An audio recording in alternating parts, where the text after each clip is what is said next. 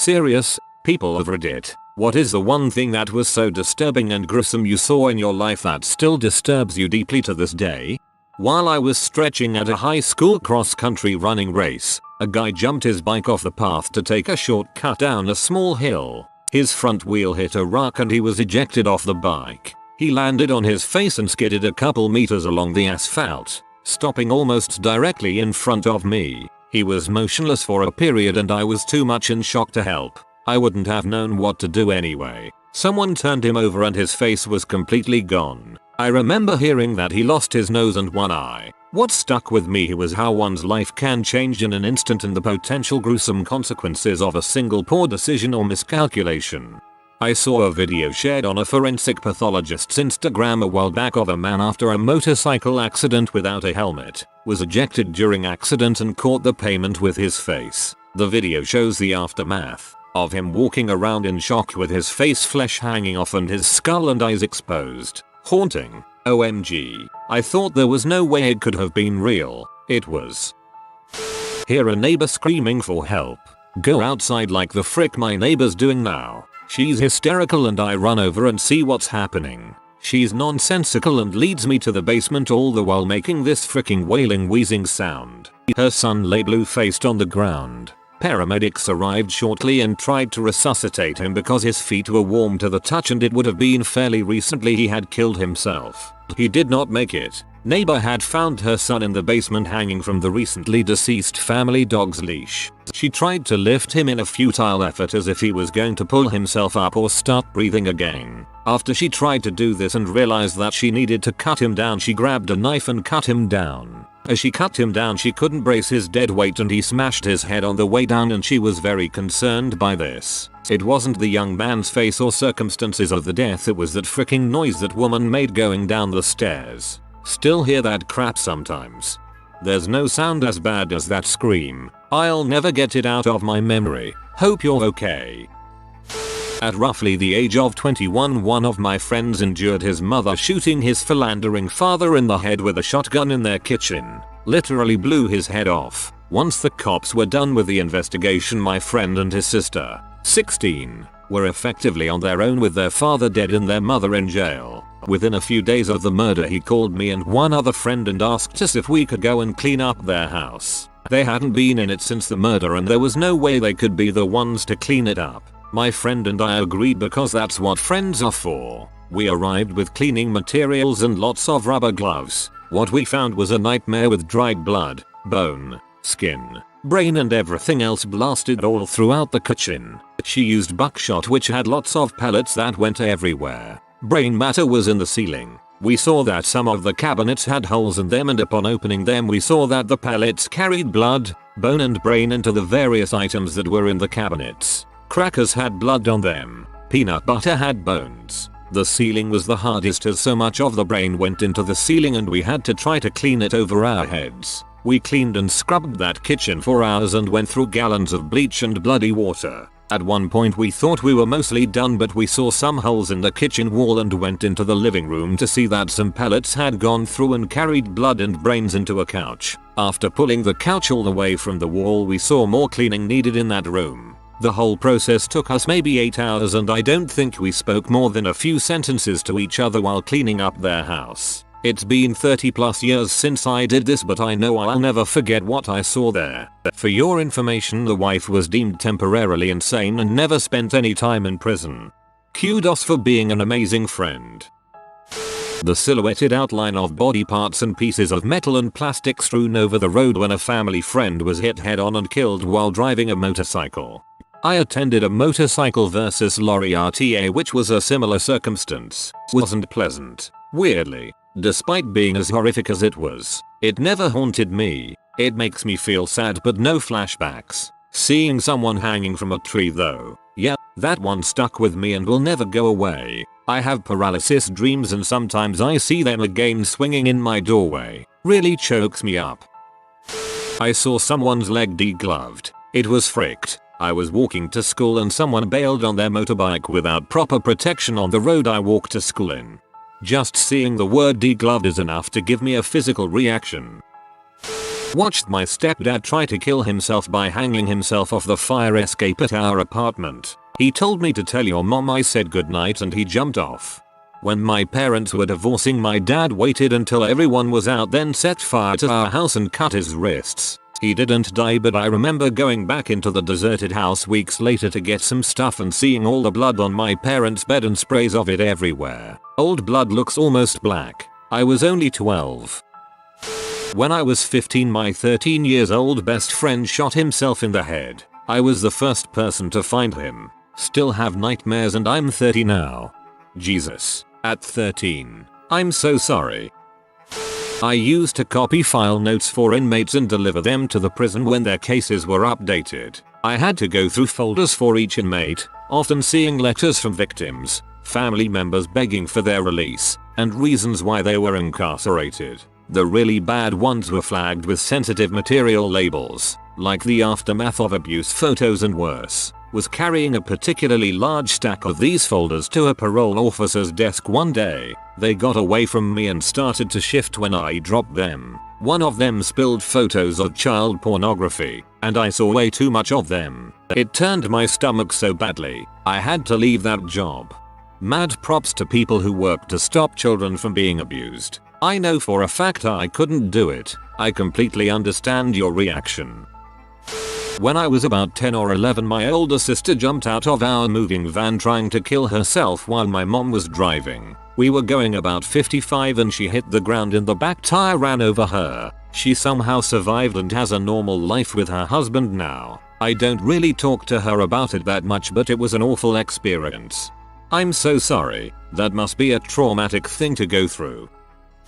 I came home to find my fiancé dead on the living room floor. Had to end up selling the house because every time I came home that's what I saw. 10 years of happy memories wiped out by one awful one. I wasn't allowed to see him. He died face down and had apparently been there for a couple of hours, so the blood pooled at the lowest points of the body. I was upset at the time, but now realize that I wouldn't want that to be in my brain.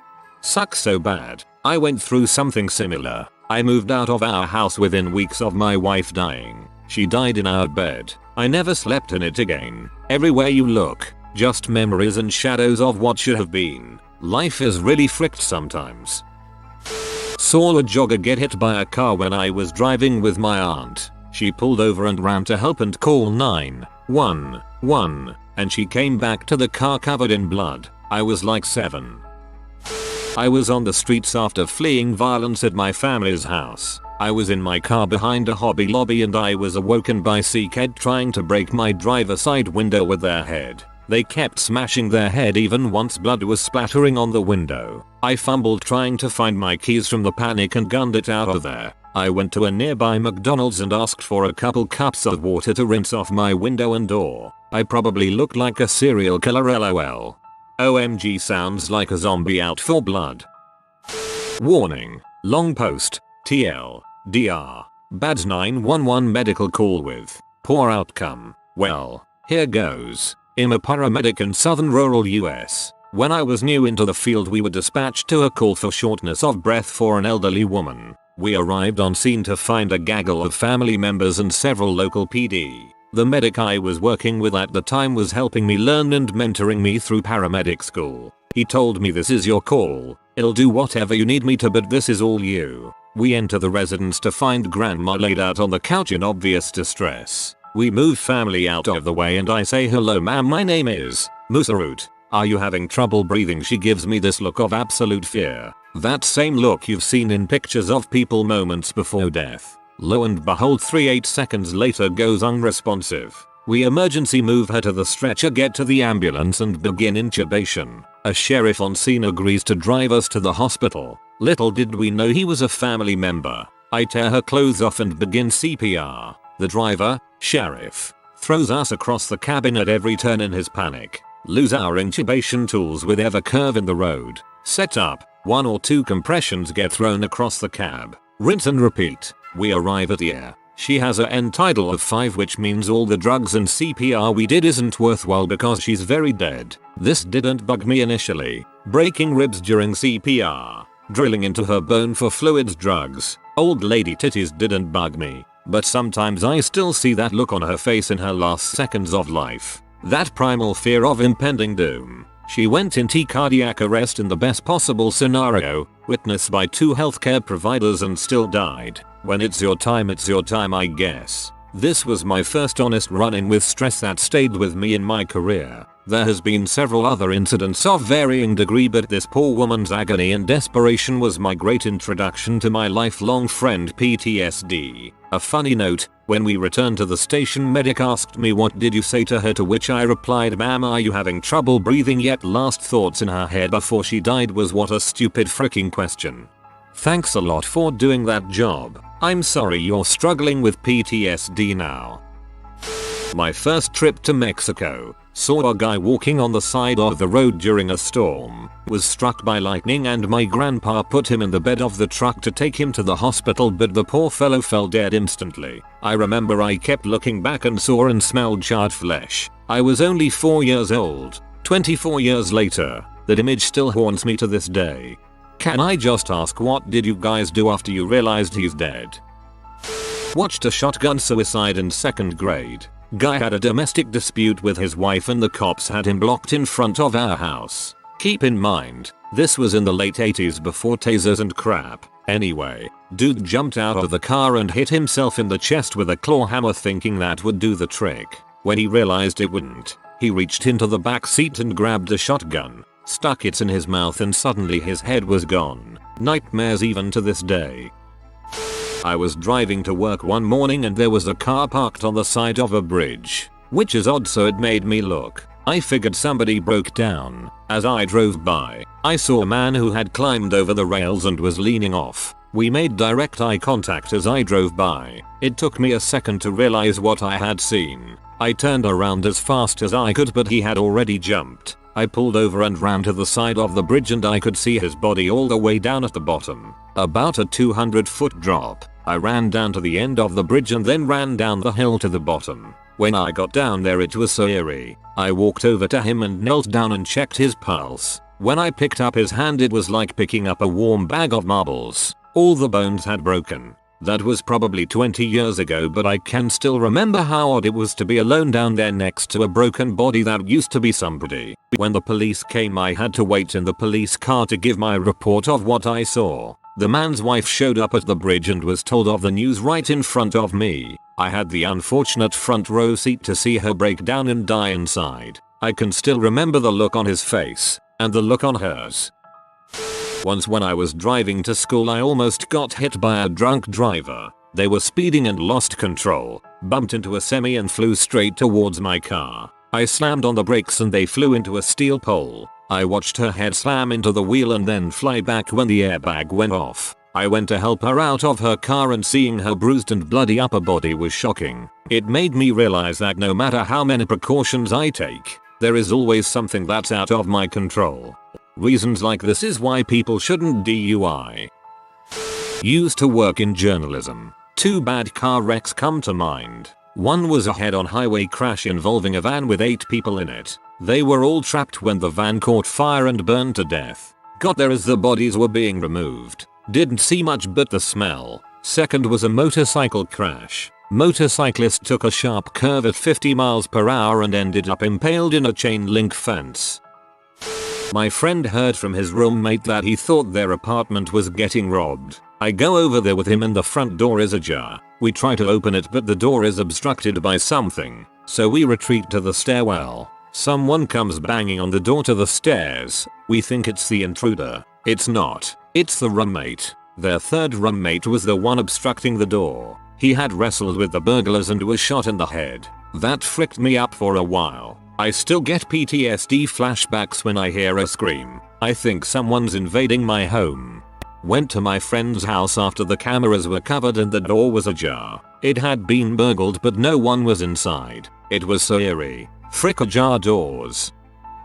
A toddler getting hit by a car. The little girl took off across the yard headed towards the street and the mom was too far away to catch her before she ran right in front of the car that was in front of us. My dad slammed on the brakes as soon as he saw her running and was screaming no no no no no, but the car in front of us didn't see her. My dad pulled into the driveway across the street from the house and told us not to look out the back window. We could hear the horrific screams from the mom and the driver was absolutely hysterical. We had to stay there until the police arrived and it was just constant screaming. It is never talked about unless one of us, my dad and brothers, have a nightmare about it. I seemed to block it out for years until I became a parent when it started becoming a reoccurring nightmare for the entire pregnancy.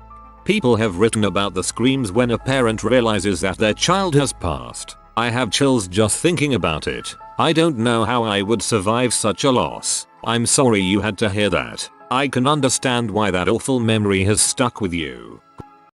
Walked in on the nurses getting my dad ready to go down to the morgue when I was 17. I wanted to just spend a few more minutes with him but instead saw my naked, dead dad getting all his tubes yanked. It's been over 20 years and I can see the macabre humor in it, but still.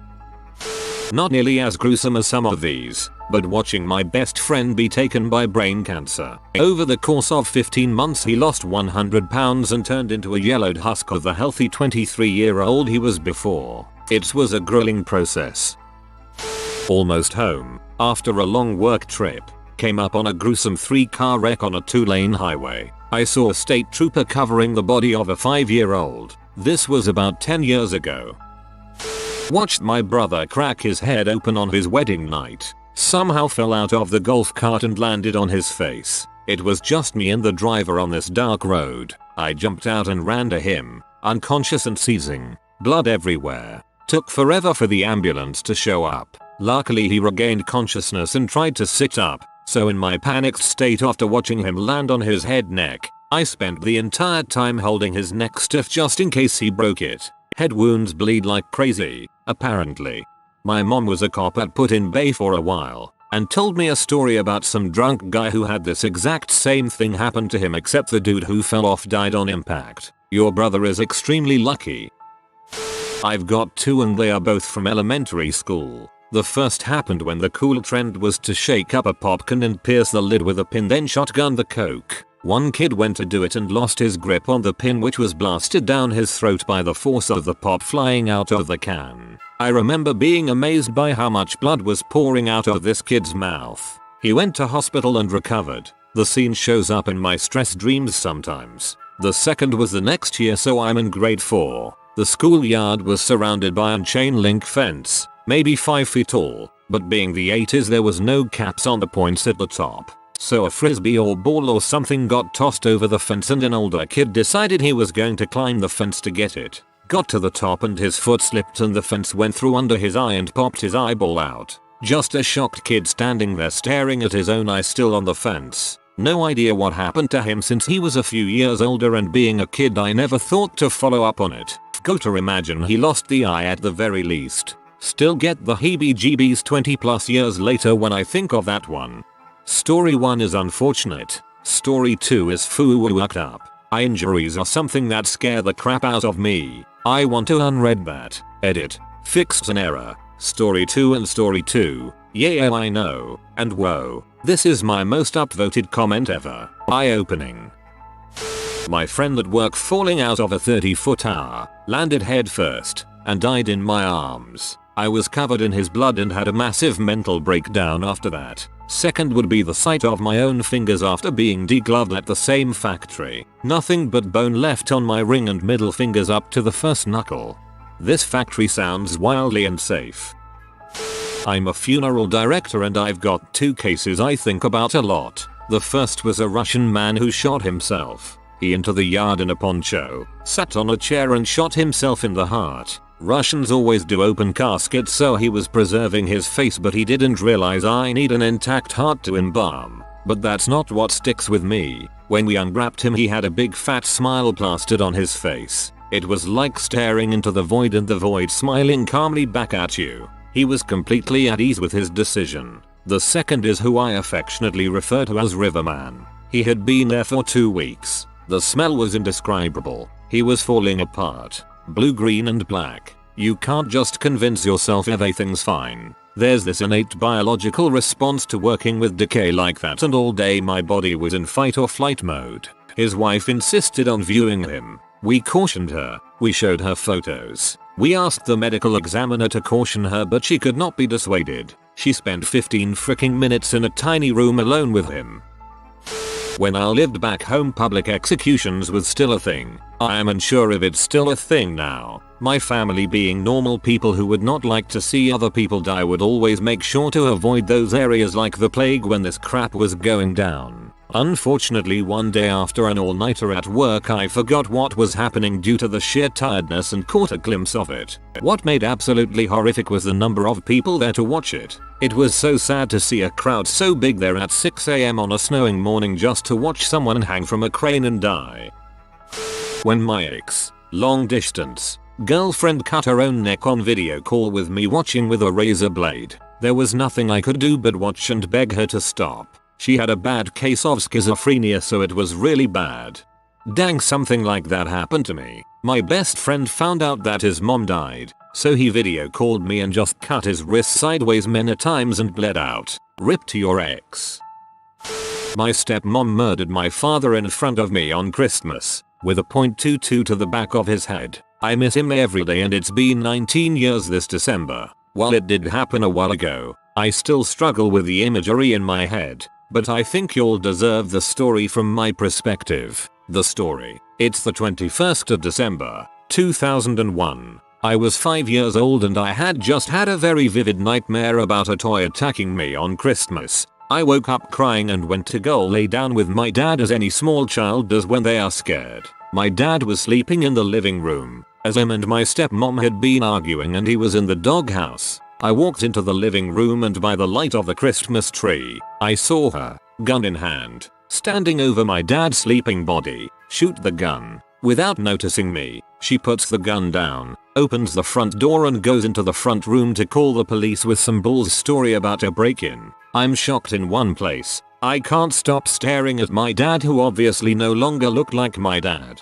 She saw me, grabbed the gun, grabbed me and grabbed my sibling from the other room and carried us to the back room of the house. She placed us in the Marshall bed and placed one finger in her lips and went shhhhhhhh as she placed the gun under the foot of the bed, and then she ran out to greet the police who had just arrived. Small town, they got there fast. She claimed first it was a thief that had broken in, but when pressed further she claimed the gun accidentally went off when she went to confront my dad about their marriage problems. I have issues with that statement, as on that night, she had planned for her own children, from a previous relationship, to not be in the house, only me and my sibling who were my dad's kids. She was incredibly mean and rude to us constantly, and she would be incredibly hurtful when my dad wasn't around. My dad was not abusive. He was an amazing father, medically retired from the military, cried when his grandma died, and on 9/11, my dad was a very hard-working man that loved us so much. He did everything he could every day to make us happy. I only have wonderful memories of him. As I remember it, she premeditated the murder, and when I wrote her in prison 15 years later for some closure, she only wrote back that she didn't care for me or my siblings. Never did. Only her children, who don't even know she exists now. I remember the police coming and putting blankets over our heads to get us out of the house without having to re-witness the scene. I was shocked into silence and didn't talk for a while. TLDR. Vivid memory of my stepmom purposefully shooting my dad in his head while he slept. I am so sorry for your loss. I can't imagine how awful that would be. I publish new videos every day. Until then, check another video.